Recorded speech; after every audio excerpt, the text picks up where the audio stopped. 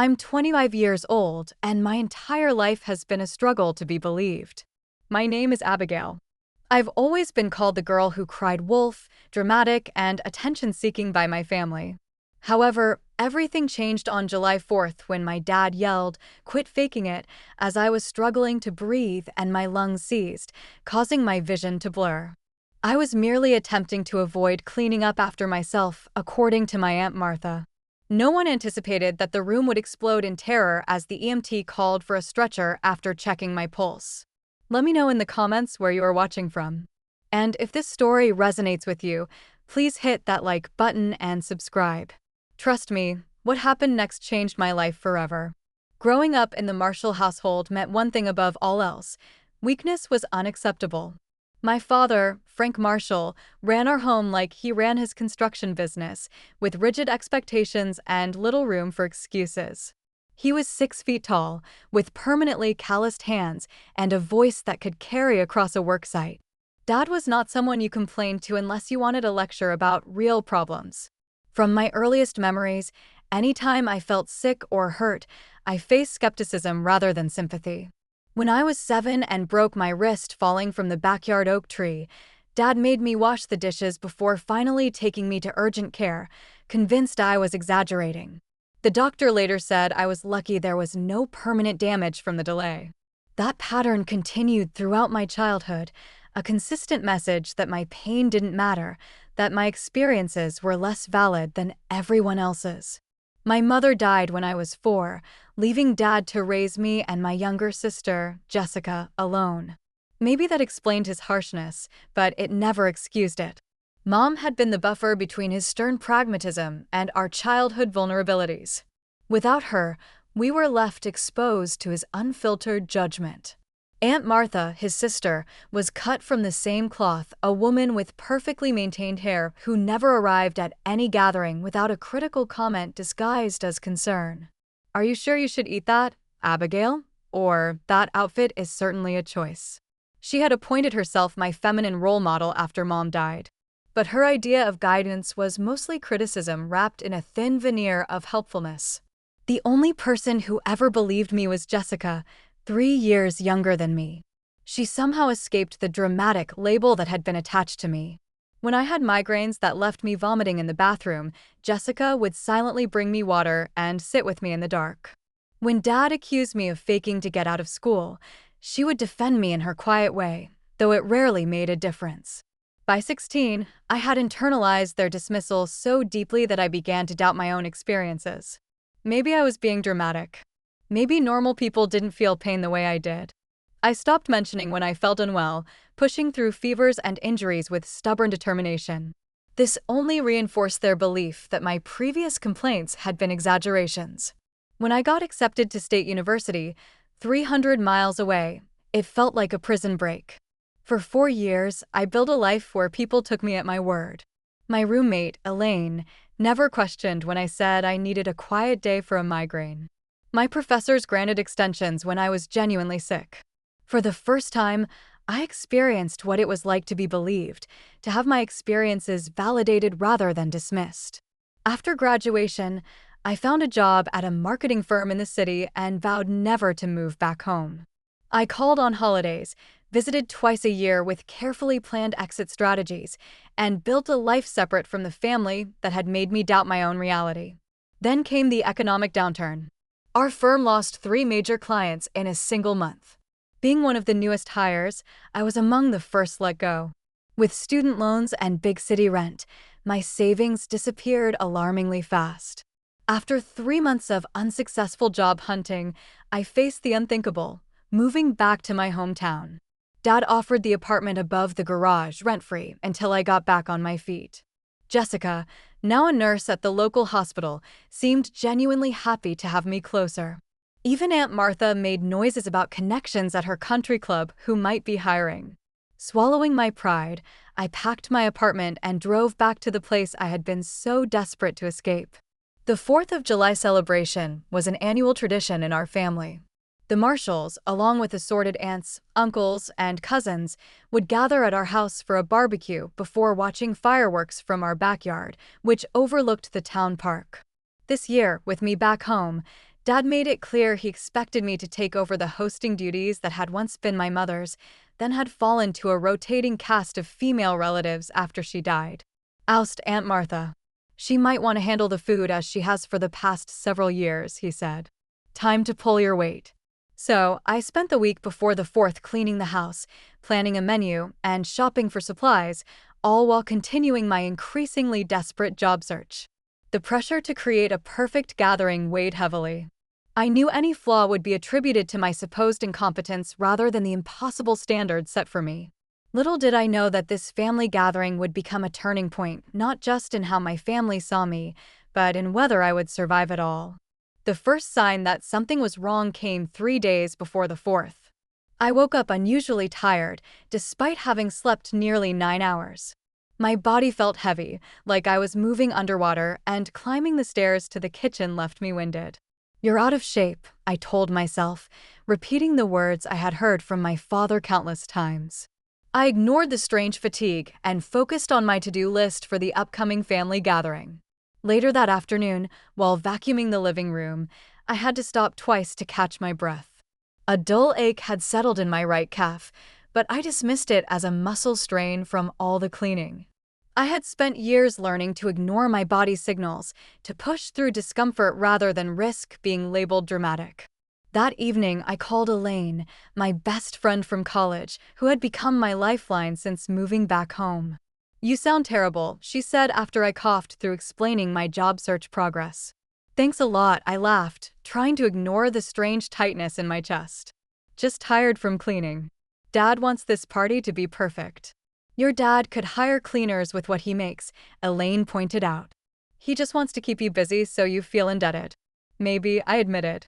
But what choice do I have right now? Just be careful, Abby, she said, her voice softening. You know how you get when you're back there, ignoring when your body is telling you something is wrong. I promised her I would rest, but after we hung up, I stayed up until midnight prepping food for the party instead. The next morning, the fatigue was worse. I took a shower and had to sit down halfway through, suddenly lightheaded. Looking back, I should have recognized these as warning signs, but years of conditioning had taught me to doubt my own experiences, to assume I was overreacting. By July 3rd, the pain in my leg had intensified, joined by an occasional sharp pain in my chest when I took a deep breath. I wrapped my calf in a bandage, took some over-the-counter pain relievers, and continued with the preparations. The voice in my head that suggested something might be seriously wrong was drowned out by the louder voice, the one that sounded remarkably like my father, calling me dramatic. The morning of the 4th, I woke up feeling decidedly off. My breathing seemed shallow, like I couldn't quite fill my lungs completely. The simple act of getting dressed left me dizzy. Still, I had a party to host. The family would be arriving in just a few hours, and nothing was ready to my father's standards. I pushed through the discomfort, setting up tables in the backyard, arranging chairs, hanging decorations. Each task took more effort than it should have, but I attributed it to stress and lack of sleep. By noon, I was moving in slow motion, but the backyard looked festive with red, white, and blue streamers and a table set for 16 people. Jessica arrived early to help, taking one look at me and frowning. You look terrible, Abby. Are you feeling okay? Just tired, I said, the automatic response so ingrained I didn't even consider an alternative answer. Can you help me carry the coolers out? As we lugged the heavy coolers filled with ice and drinks to the backyard, a sharp pain shot through my chest, so intense I nearly dropped my end. Jessica noticed my grimace. Seriously, what's wrong? She pressed. Nothing. Pulled a muscle. Probably, I forced a smile, ignoring the way my heart seemed to be racing despite moving slowly. The memory of the 8th grade science test suddenly flashed through my mind. I had woken up with a fever and begged to stay home. Dad had accused me of trying to avoid the test, forcing me to go to school, where I threw up in the middle of the exam. Even then, when the evidence of my illness was unmistakable, I had been scolded for making a scene.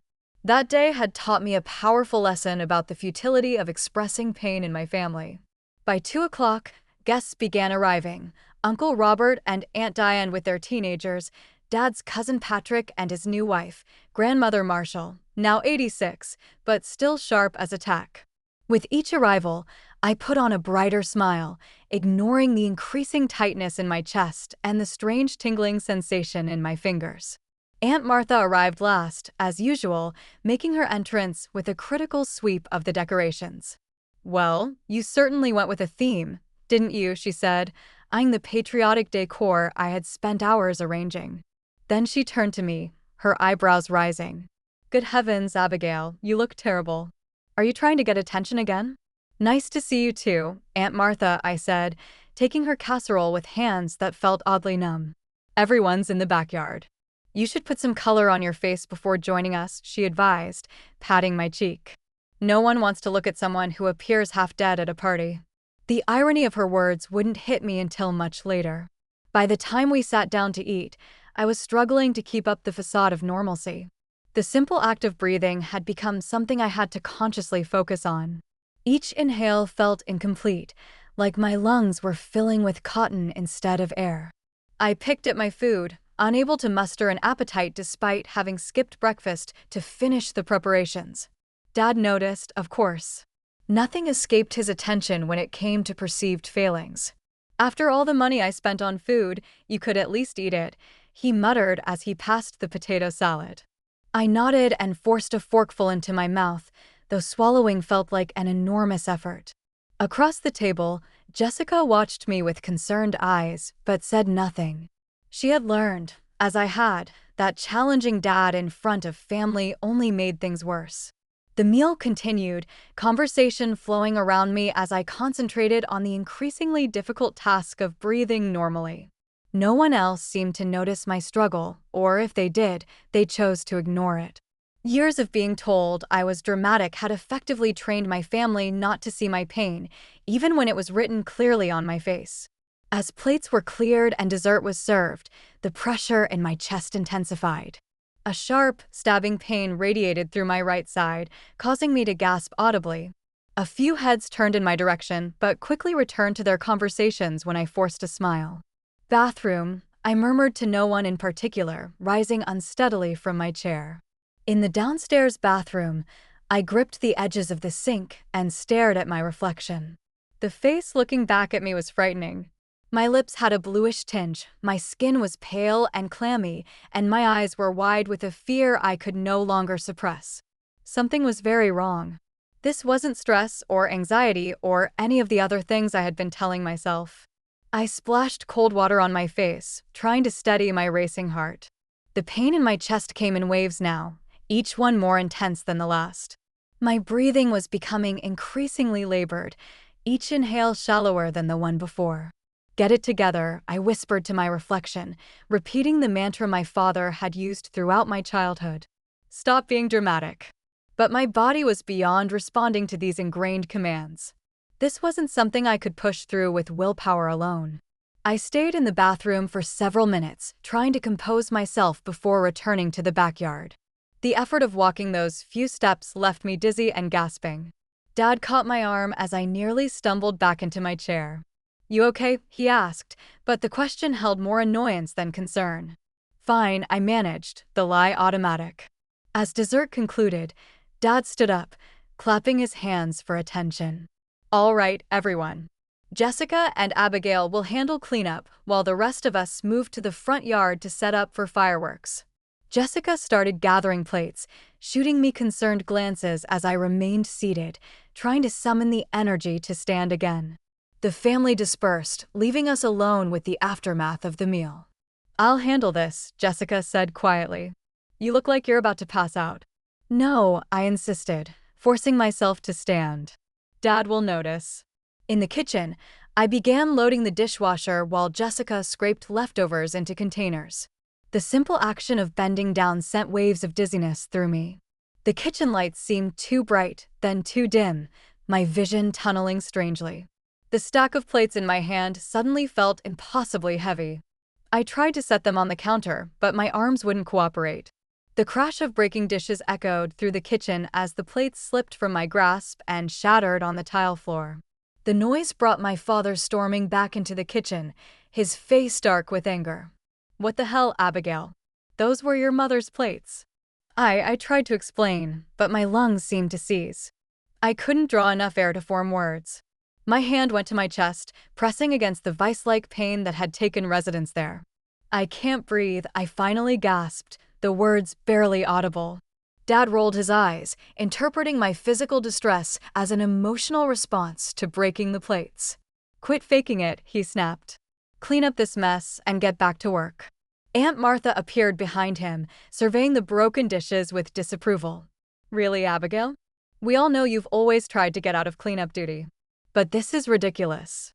The edges of my vision began to darken as I struggled for air. I reached for the counter to steady myself, knocking over a glass that joined the shattered plates on the floor. "She's not faking it," Jessica said, her voice rising in alarm as she moved to my side. "Look at her. Something's really wrong." "She's always been like this," Dad dismissed, though a flicker of uncertainty crossed his face as he took in my gasping for her. "Always making a scene." Uncle Robert stepped into the kitchen, drawn by the commotion. His expression shifted from curiosity to concern as he saw me leaning heavily against the counter, my breathing rapid and shallow. "Maybe we should call someone," he suggested, moving toward me. "She's fine," Dad insisted, but his voice held less conviction. "She just needs to calm down." "I can't breathe," I repeated, the words coming between desperate gasps for air. The room was spinning now, faces blurring together as my oxygen-starved brain struggled to process what was happening. My legs gave out, and I slid down against the cabinets, landing amidst the broken dishes. The pain in my chest was overwhelming, radiating through my entire body. I could hear arguments happening above me, voices rising and falling, but they seemed distant, as if coming from another room. "Enough," Jessica shouted, the sound so unexpected from my usually quiet sister that it momentarily silenced everyone. "I'm calling 911. Look at her lips, they're blue." "Don't you dare," Dad warned. But Jessica was already pulling out her phone, backing away when he moved to stop her. "If you're wrong, you'll never hear the end of this," Aunt Martha said. But there was fear in her voice now. I was beyond caring about their reactions. My entire focus had narrowed to the desperate struggle for air. Each breath was a battle I was losing. The kitchen ceiling tilted and swayed above me as I slumped further down, no longer able to hold myself upright. Through the gathering darkness, I heard Jessica's voice, steady and clear, as she spoke to the emergency dispatcher. "My sister can't breathe." "Yes, she's conscious, but barely. 25, no previous heart or lung conditions that we know of." A new voice cut through the chaos, my grandmother, who had entered the kitchen unnoticed. "Give her space," she commanded, and surprisingly, everyone listened. She knelt beside me with difficulty, her arthritic knees protesting, and took my hand. "Help is coming, child," she said, the only one who seemed to fully grasp the severity of the situation. Time became fluid, stretching and contracting unpredictably. I had no idea how long I lay there, fighting for each breath, before the sound of sirens cut through the air. Heavy footsteps, unfamiliar voices, and then new faces appeared in my limited field of vision, EMTs in uniform, equipment being unpacked, quick professional questions directed at Jessica. A young male EMT knelt beside me, his face serious as he took my wrist, checking my pulse. His expression changed instantly, alarm replacing professional detachment. "Get the stretcher in here now," he shouted to his partner. "Pulse is 140 and thready, oxygen sats critically low." The room erupted in panic. My father stood frozen, his face ashen as the reality of the situation finally penetrated his denial. Aunt Martha had backed against the wall, hand over her mouth. Jessica was crying, answering questions about my symptoms, while grandmother held her shoulders. As the EMTs worked around me, attaching monitors and placing an oxygen mask over my face, I caught a glimpse of my father's expression. For the first time in my life, I saw fear in his eyes, and beneath that, the dawning horror of recognition.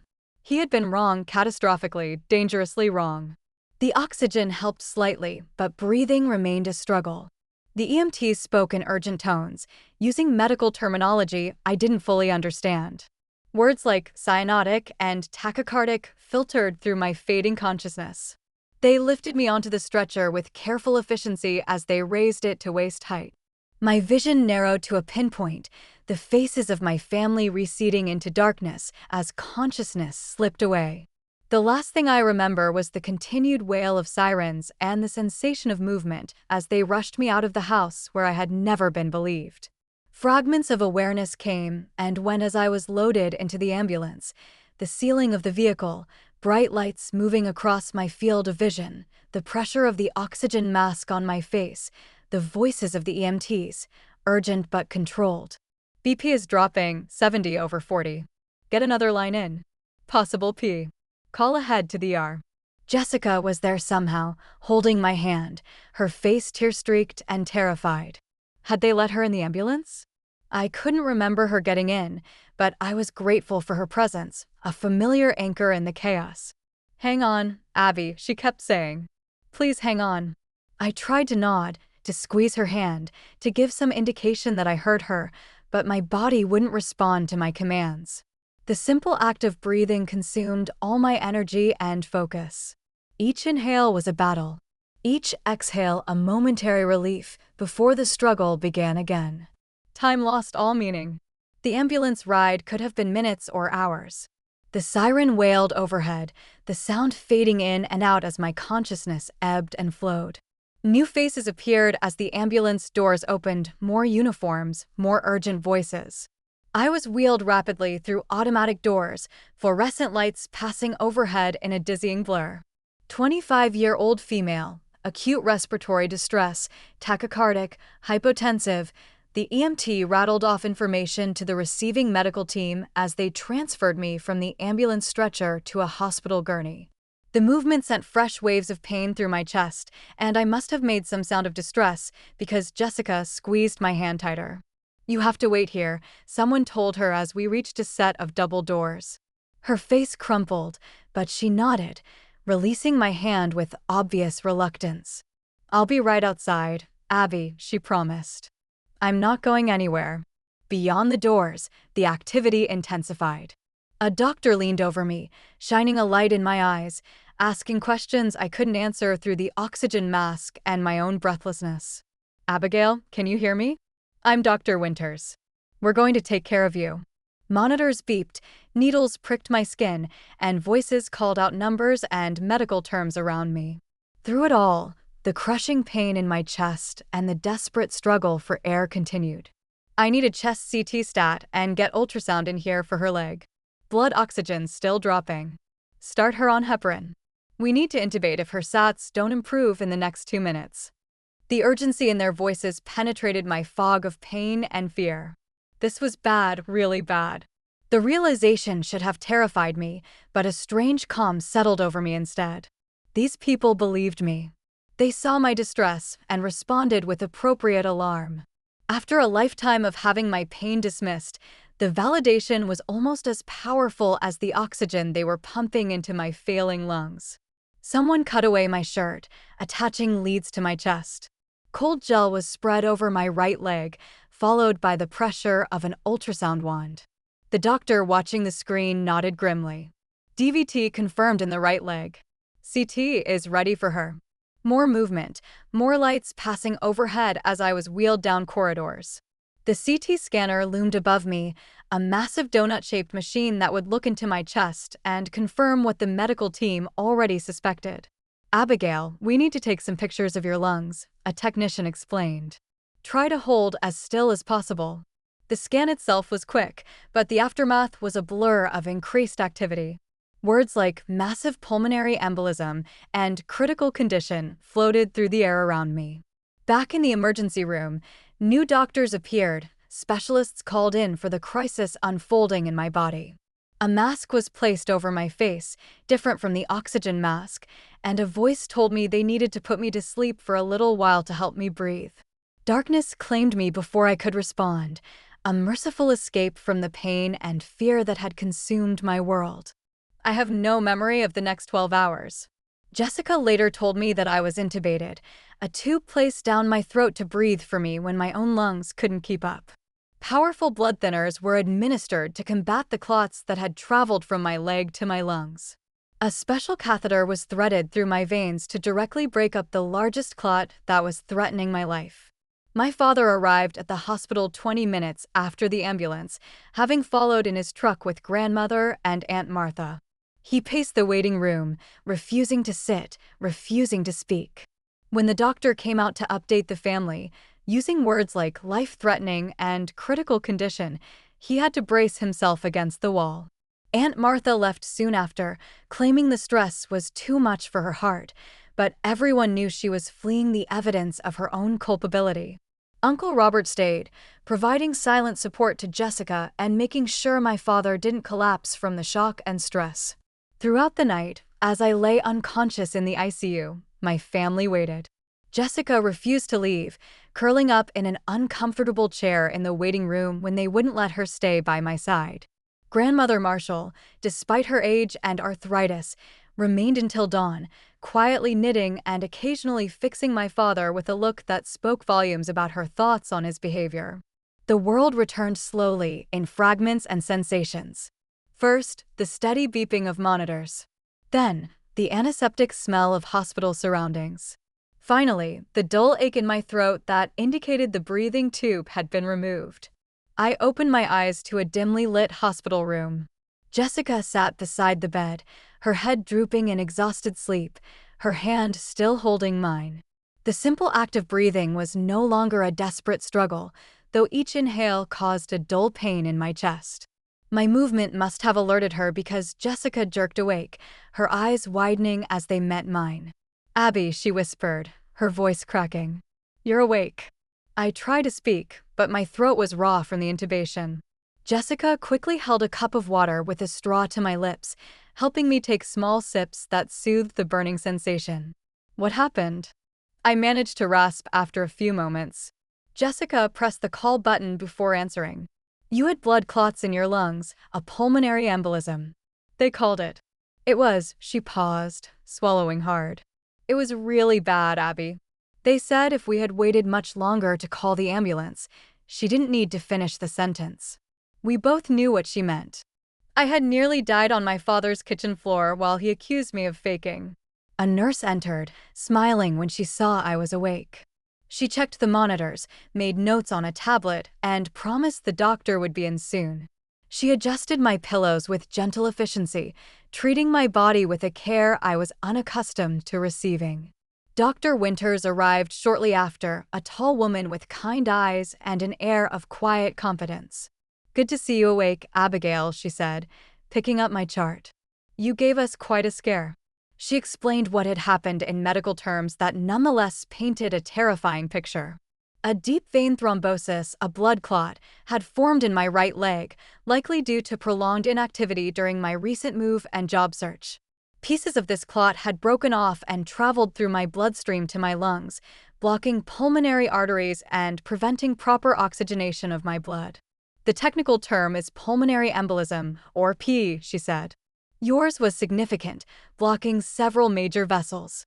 Your right lung was almost completely compromised, and your left was struggling to compensate." She didn't sugarcoat the severity. "Your condition was critical when you arrived. Your oxygen levels were dangerously low, and your heart was straining to pump blood through blocked vessels. Without immediate intervention, the outcome would have been fatal." Fatal. The word hung in the air between us. I had been dying, and no one in my family except Jessica had believed me until it was almost too late. "We performed a catheter-directed thrombolysis to break up the largest clots," Dr. Winters continued. "You'll need to remain on blood thinners for at least 6 months, possibly longer. We'll monitor you closely for any complications or recurrence." She reviewed the treatment plan, the medications I would need, the follow-up appointments that would become part of my routine.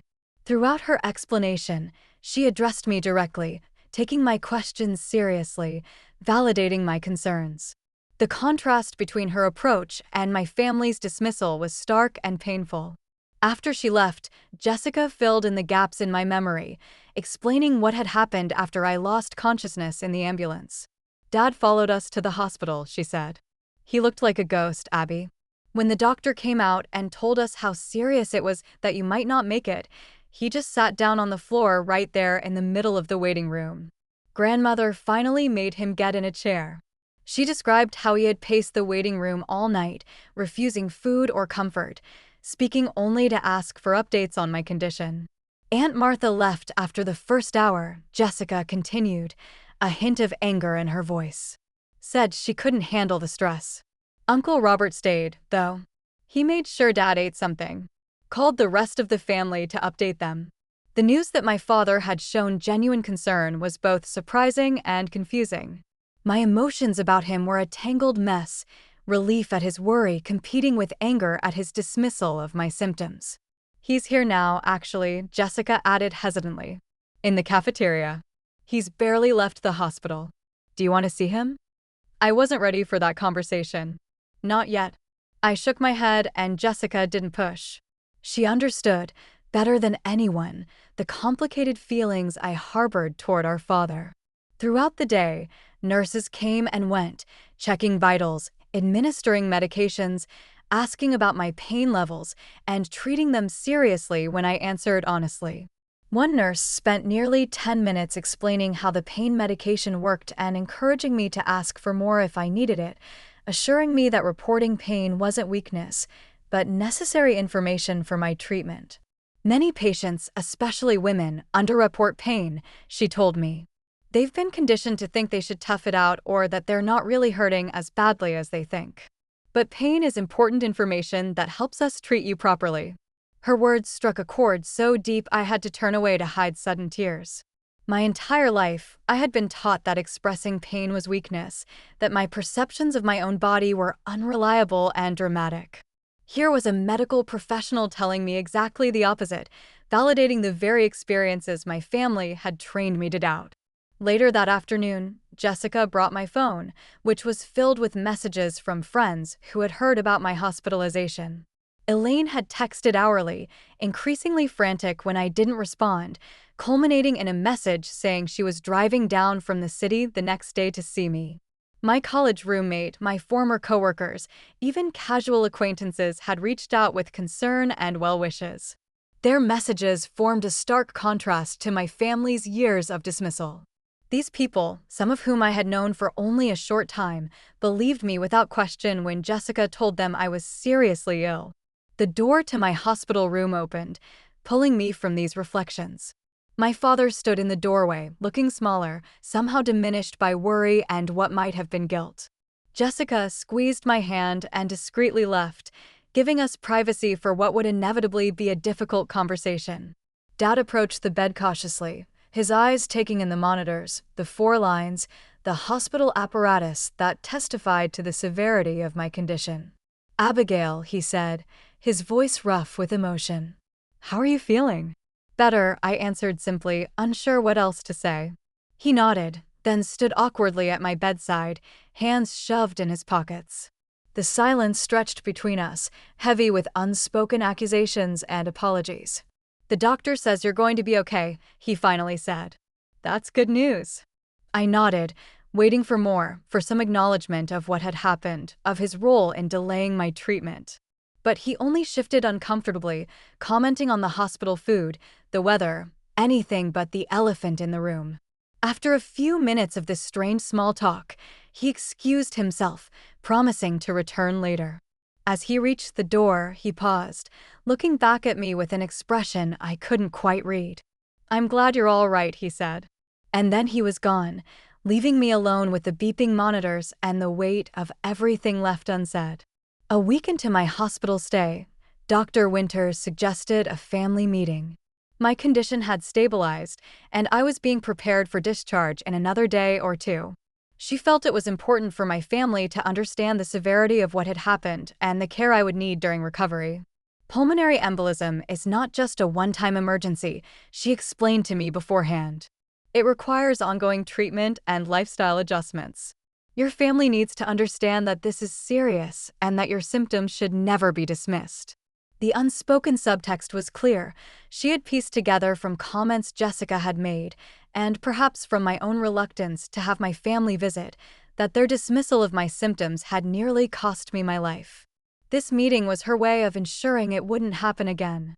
My father arrived first, followed by Jessica and grandmother Marshall. To my surprise, Uncle Robert came as well, along with Aunt Martha, who hadn't visited since that first night. They arranged themselves awkwardly around my hospital room, no one quite meeting my eyes. Dr. Winters began by outlining what had happened in clear, unemotional terms. She explained how the blood clots had formed, how they had traveled to my lungs, and how they had blocked the vessels that carried oxygen to my blood. When Abigail arrived at the emergency room, she said, her gaze sweeping across my family members, her oxygen saturation was critically low. Her heart was racing, trying to compensate for the lack of oxygen, putting additional strain on an already compromised system. In medical terms, she was in acute cardiopulmonary distress. She paused, letting that sink in before continuing. To be perfectly clear, without immediate medical intervention, Abigail would have died. We're talking about a matter of hours, possibly less. The room was silent except for a small sound from my grandmother, something between a gasp and a sigh. The early symptoms of pulmonary embolism can be subtle, Dr. Winters continued. Fatigue, shortness of breath, chest pain that worsens with deep breaths. These might be mistaken for other conditions, but they should never be ignored or dismissed. Her emphasis on the word dismissed was slight but unmistakable. My father shifted in his seat, his discomfort evident. How are we supposed to know? He finally asked, a defensive edge to his voice. We're not doctors. Dr. Winters regarded him steadily. You weren't expected to diagnose her condition, Mr. Marshall. But when someone says they can't breathe, believing them is a good first step. Seeking medical attention promptly can make the difference between life and death in cases like this. The rebuke, though professional in tone, was clear. My father looked away, his jaw tight. As Dr. Winters concluded her explanation and opened the floor for questions, a strange calm settled over me. For years, I had suppressed my feelings about how my family treated me, swallowing hurt and anger in the name of keeping peace. But sitting in that hospital bed, with the evidence of their dismissal laid bare in medical terms, something shifted inside me. I told you I couldn't breathe, I said, my voice quiet but steady. I told all of you, and you said I was faking. The room went still, my family's discomfort palpable. Dad cleared his throat, but said nothing. This wasn't the first time, I continued, gaining momentum. My whole life, every time I was sick or hurt, you told me I was being dramatic. You taught me to ignore my own body, to doubt my own experiences. Tears threatened, but I blinked them back. Do you know what it's like to grow up never being believed? To be in pain and be told it's all in your head? To gasp for air and be accused of putting on a show? Now, Abigail, Aunt Martha began, her tone the same one she had used to scold me as a child. No one could have known this was serious. You've always been sensitive. I nearly died, I cut her off, my voice rising.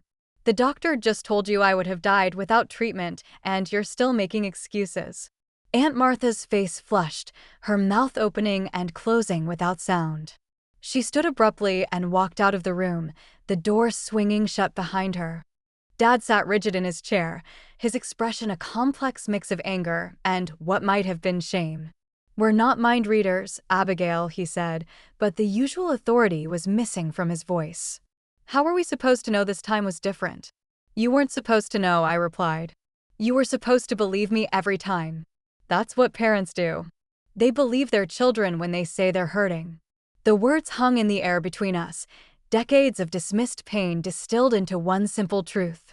Dad stood up, his movements stiff, and walked to the window, staring out at the hospital parking lot. The silence stretched until Grandmother Marshall spoke up, her voice thin but clear. She's right, Frank. We failed her. I failed her, too. Dad didn't turn around, but his shoulders tensed at her words.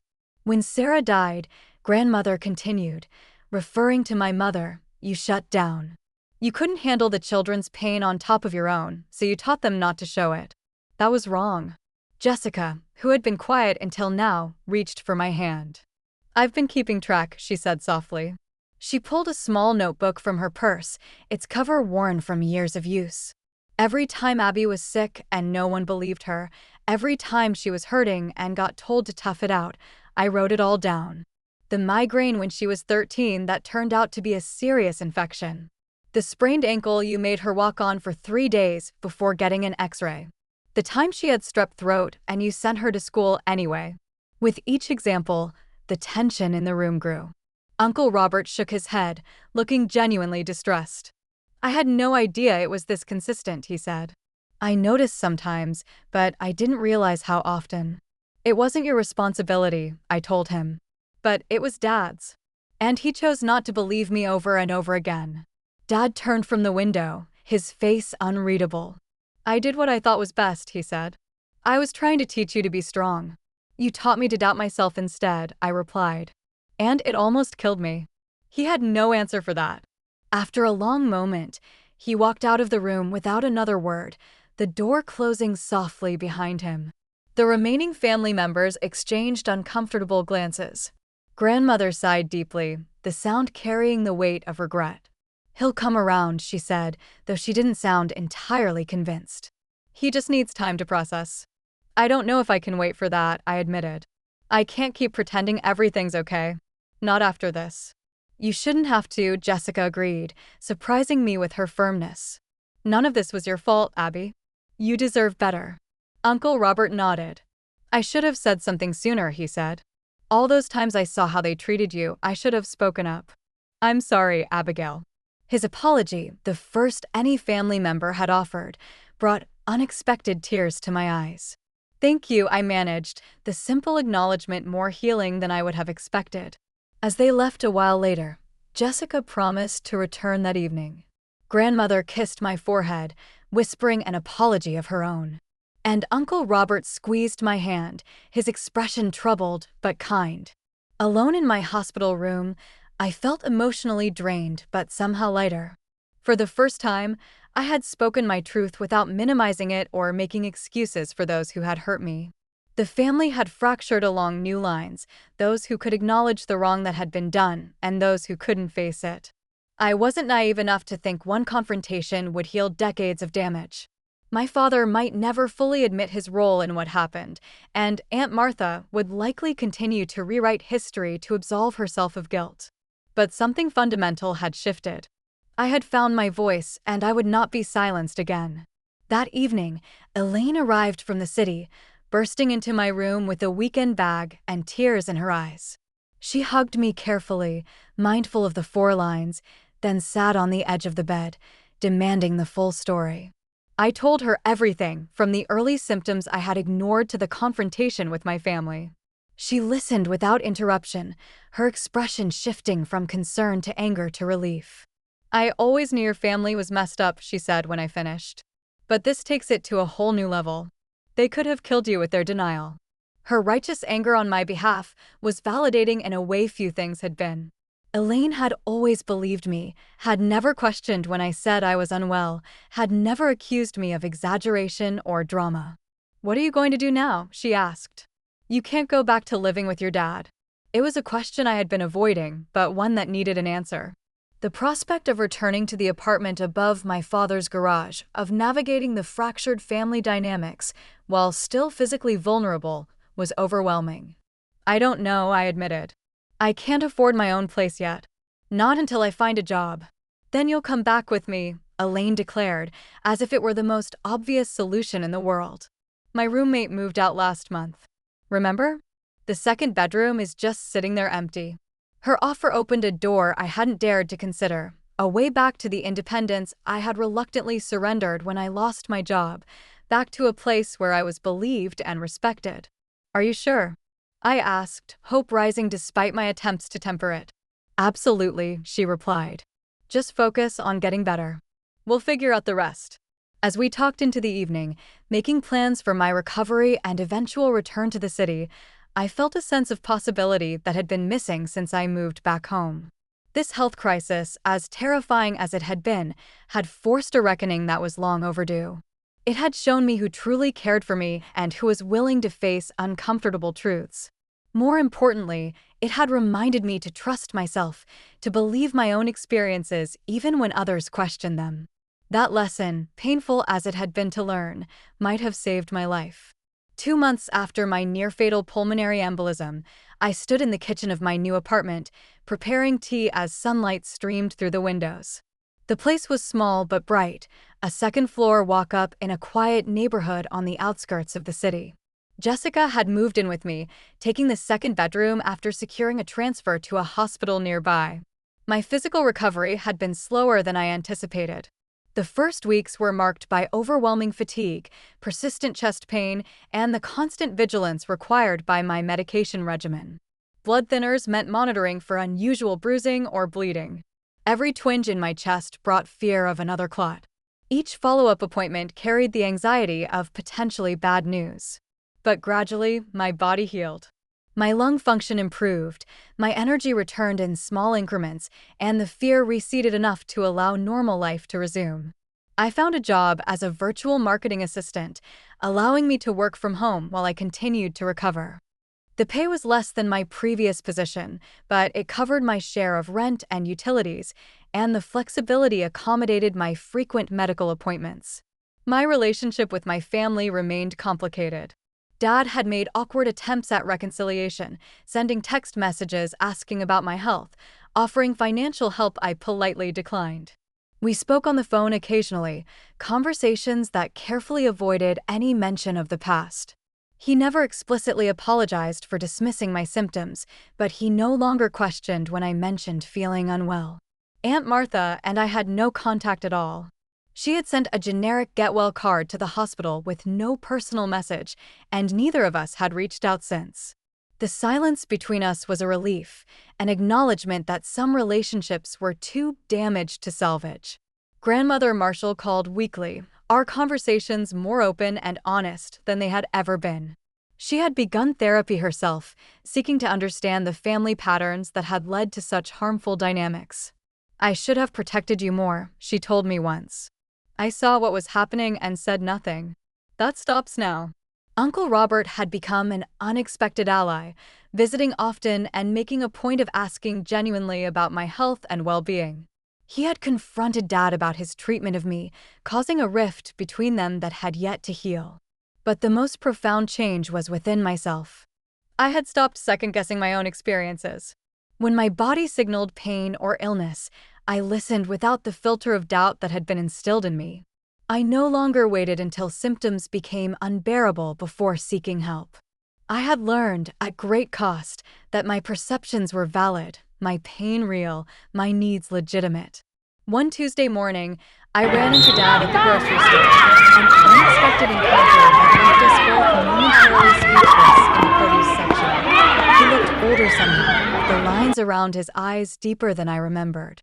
"Abigail," he said finally. "You look well." "I'm getting there," I replied, the awkwardness between us palpable.